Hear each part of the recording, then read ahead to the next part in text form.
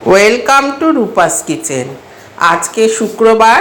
আজকে আমার লাঞ্চ থালিতে রয়েছে ভাত, কাঁচা লঙ্কা, গন্ধরাজ লেবু আর করেছি ইলিশ মাছ ভাজা।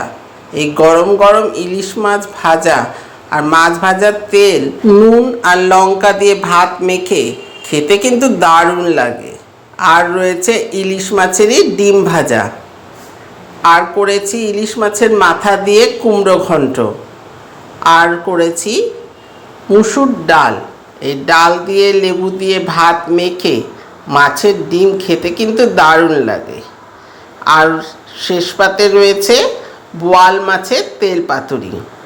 এই বোয়াল মাছের তেল পাতুরি খেতে কিন্তু খুব টেস্টি হয়। এরকমই ছিল আমার শুক্রবারে লাঞ্চ থালি। তোমাদের যদি এই লাঞ্চ থালিটা ভালো লেগে থাকে তাহলে লাইক করে দিও। Thanks for watching.